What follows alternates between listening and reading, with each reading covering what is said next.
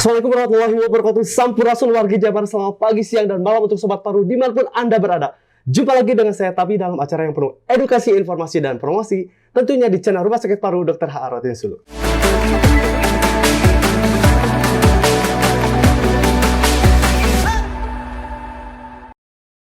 Bagi teman-teman yang suka acara ini, boleh dong minta like, share, komen, dan subscribe acara ini karena paru-paru rupa-rupa. Well, pada kesempatan kali ini kita kedatangan seorang narasumber yang jauh di mata, dekat di hati.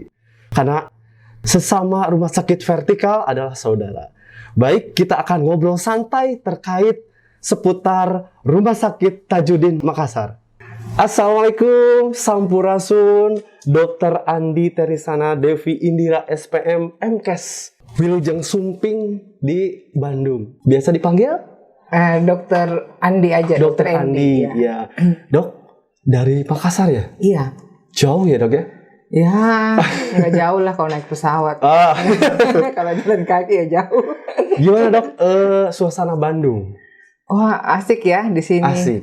Adem. Kemudian cuacanya asik, makanannya asik, orangnya lebih-lebih lagi pada asik-asik semua. Lebih asik juga. Ya. Selamat datang loh dok di podcast Rumah Sakit Paru Rotin Sulu. Inilah rumah kami. Dan senang sekali ya Dokter Andi telah menyempatkan terbang dok dari Makassar jauh-jauh ke Bandung. Dan yang lebih seru lagi bahwa PLT Dirut Rumah Sakit Rotin Sulu adalah beliau menjadi Dirut di Rumah Sakit Tajudin sebelumnya dok. Iya, jadi sudah berkenal baik ya dok ya dengan Dokter Gusti Lanang ya. Baik, dokter jauh dari Makassar nih ke Bandung nih. Dokter Andi selaku Direktur Pelayanan Medik Keperawatan dan Penunjang. Namanya Dokter DJ ya. Dokter Rumah Sakit Tajudin Halid Makassar ya dok ya, salah satu UPT vertikal di bawah Kementerian Kesehatan juga ya dok ya. Rumah Sakit Umum Pusat, dulunya itu Rumah Sakit Kusta ya dok? Iya. Kok bisa dari Kusta ke Rumah Sakit Umum dok? Boleh minta gambaran sedikit dok? Sebelumnya saya makasih dulu ya. Baik. Terutama kepada seluruh direksi Rumah Sakit Rotin Sulu. Kemudian juga teman-teman dari Rotin Sulu sudah berkenan untuk kami kunjungi di sini. Jadi ya sebenarnya saya juga baru pertama kali ke Rotin Sulu. Kalau kenal sih udah kenal banget kan, karena kan sesama rumah sakit vertikal. Yeah. Cuman ya tadi seperti istilahnya jauh di mata, dekat di hati lah. Yeah. Apalagi Direktur Rumah Sakit Rotin Sulu itu dulu mantan dirut kami di Rumah Sakit Tajudin.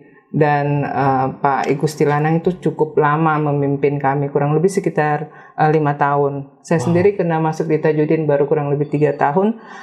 Bersyukur sekali sempat berkenalan dengan beliau dan saya banyak belajar dari beliau, terutama mengenai manajemen rumah sakit. Wow. Ya, jadi setelah di situ salah satu pendorong saya sini, saya kepingin lihat gimana keadaan di Rotin Sulu kan. Kebetulan udah kenalan baik sama Pak Lanang, bukan hanya sebagai dirut kami dulu, tapi sudah seperti keluarga lah ya. Jadi kepingin tahu gimana sekarang beliau dan keadaan rumah sakit di bawah kepemimpinan beliau. Wow. Saya yakin mungkin seperti dengan Tajudin, rumah sakit ini juga semakin berkembang di bawah kepemimpinan Pak Lanang. Amin.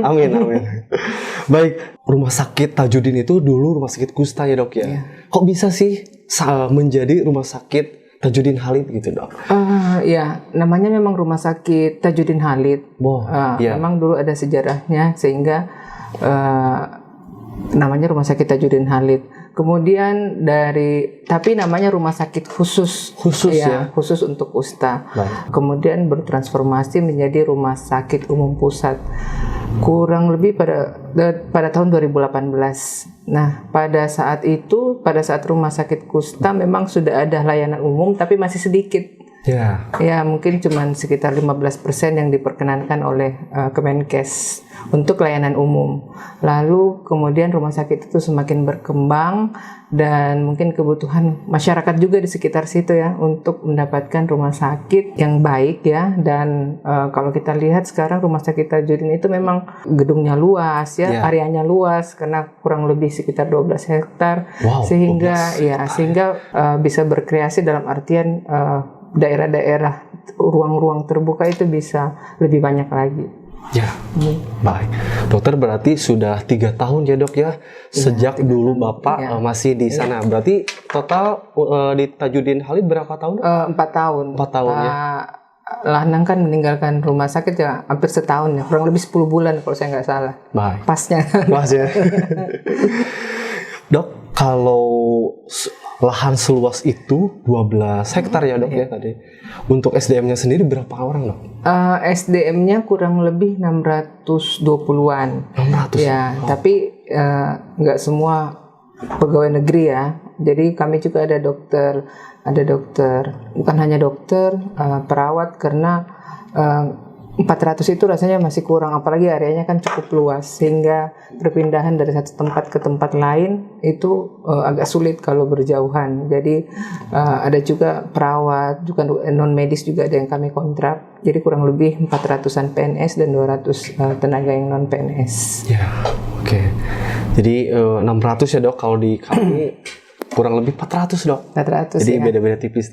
Nah saya pengen tahu dok, dari Kusta itu menjadi Rumah Sakit Tajudin Halid, bagaimana sih nge-rebranding produknya tersebut dok? Karena saya sendiri kan orang humas nih dok, harus belajar nih.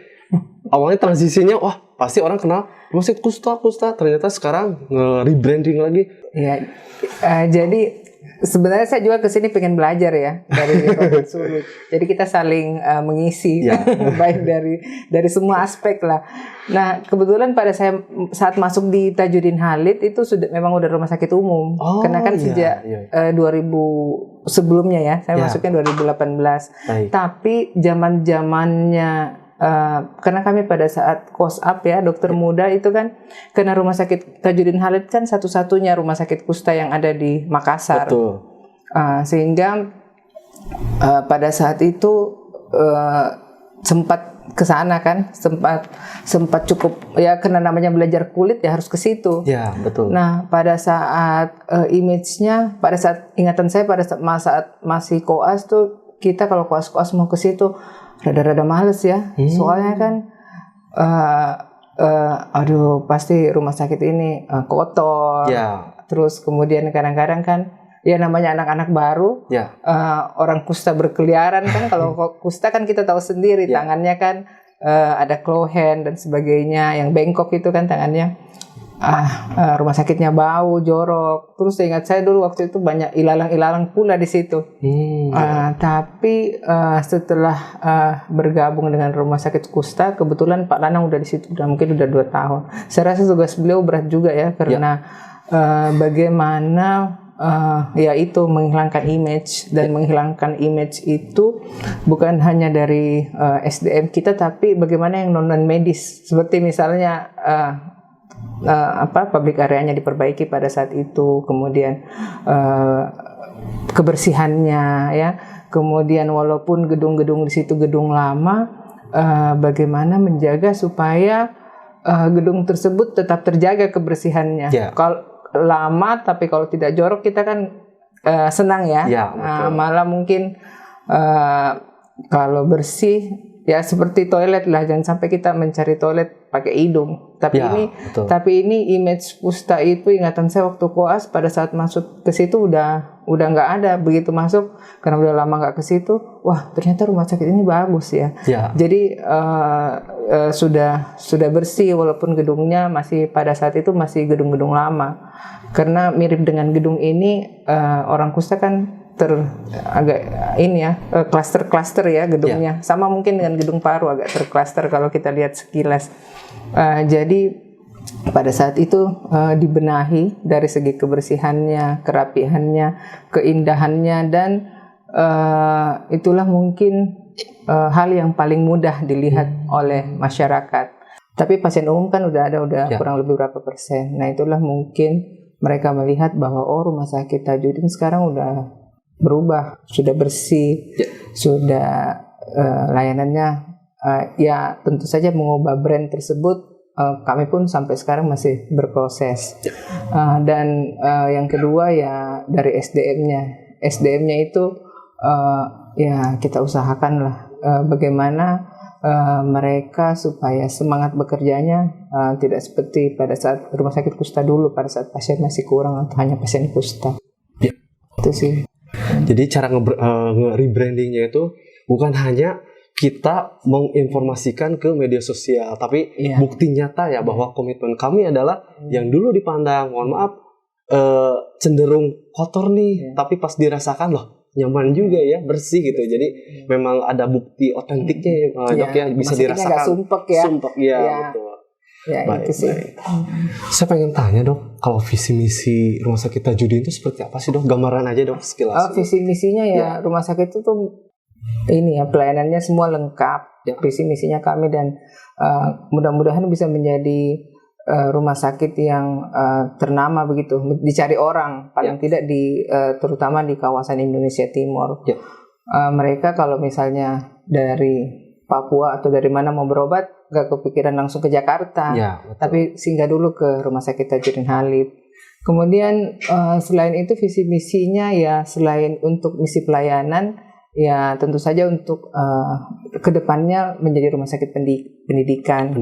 Ya karena kalau dari Kemenkes sendiri kan di wilayah Makassar, Sulawesi Selatan itu rumah sakit vertikal yang umum itu baru 2 ya, satu tipe A. Kemudian yang kedua tipe B Rumah Sakit Tajudin Halid. Ya kedepannya kami harapkan bahwa itu bisa menjadi tempat baik untuk pendidikan maupun penelitian. Oke.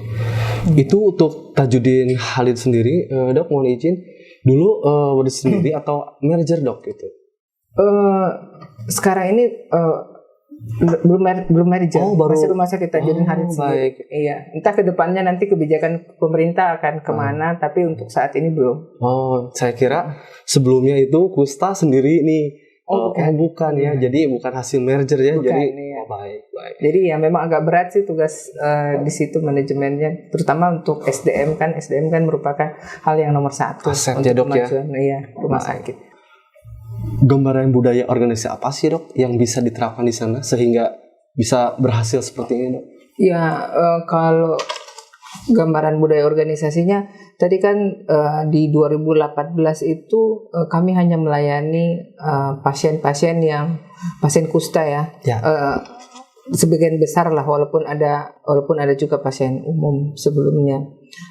Tetapi ya itulah memang mungkin mulai dari nol ya karena kalau saya ingat pada masa masih sama kusta itu karena berdasarkan ingatan aja ya dulu itu pada saat bergabung dengan Tajudin memang udah rumah sakit umum.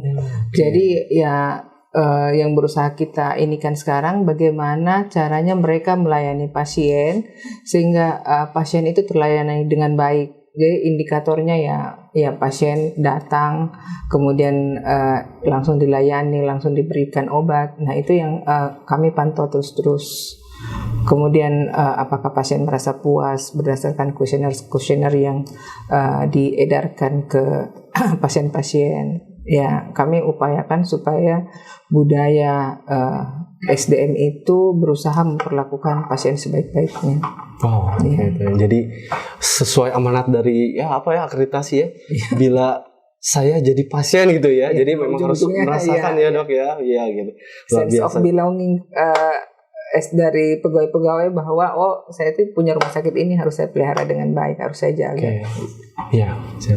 Mudah-mudahan berdampak ya dok ketika pelayanan bagus, pendapatan juga naik dan berdampak kepada kesejahteraannya dok ya. Gitu. Alhamdulillah itu sudah dirasakan sih oleh teman-teman. Maksudnya kalau kita lihat dari 2018 dulu pendapatan rumah sakit kan meningkat secara progresif. Dulu waktu mungkin awal-awal Pak Lanang bergabung dengan Tajudin 9 miliar dan setelah meninggalkan Tajudin 5 tahun di sana pendapatan kami udah 80 miliar. Wow, dari 9 dok? Dari 9 ke 90 miliar? Ke 80 miliar.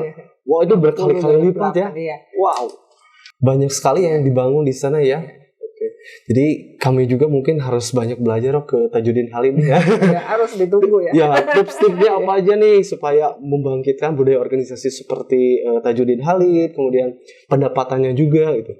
Nah dok, saya penasaran dok dari berapa 9 miliar ya? 9 miliar. Menjadi 80 miliar. Iya, kurang lebih lah. Strategi ya, apa, Dok? tepatnya saya nggak ingat. Ya. Ya, strateginya berusaha membangkitkan lah semangat teman-teman. Karena sebenarnya juga kalau dari segi pendapatan ya belum terlalu ini ya, belum terlalu berefek ya ke teman-teman karena macam-macam lah sebabnya. Jadi paling yang bisa manajemen lakukan ya menyekolahkan teman-teman ataupun mungkin yang ingin pelatihan kita ini kan lagi kita push lagi ya itu dan selalu inilah mengadakan pertemuan supaya teman-teman semua tidak patah semangat.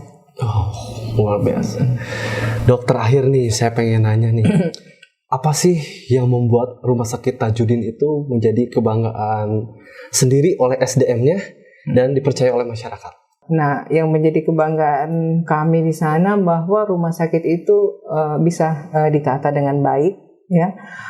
Kemudian tempat menunggu ada, pasien tidak perlu berjam-jam untuk konsul ke dokter hingga mendapatkan obat. Ya nyaman lah untuk bisa menunggu di sana. Ya. Baik. Dokter Andi ya, terima kasih atas kesempatan waktunya yang telah berkenan di sela-sela kesibukannya nih ya dari kedinasannya kita ngobrol santai di sini nih terkait sekilas tentang Rumah Sakit Tajudin nih. Barangkali di suatu kesempatan hal kita mungkin akan lebih terus intens berkomunikasi atau sharing dok gitu ya. Mohon izin, saya juga barangkali punya kenalan nih teman-teman humas di sana dok. Mohon izin ya, biar kita saling bertukar pikiran gitu agar rumah sakit vertikal di kemudian hari itu lebih maju bahu membahu dan kita sama-sama saudara gitu. Saling mengisi ya. Saling mengisi. Baik.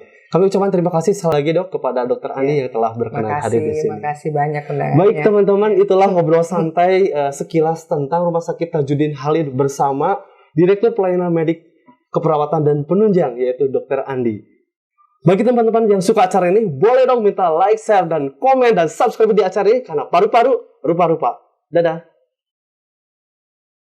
Rumah Sakit Paru Dr. H. Arotin Sulu. Paru sehat, harapan kami.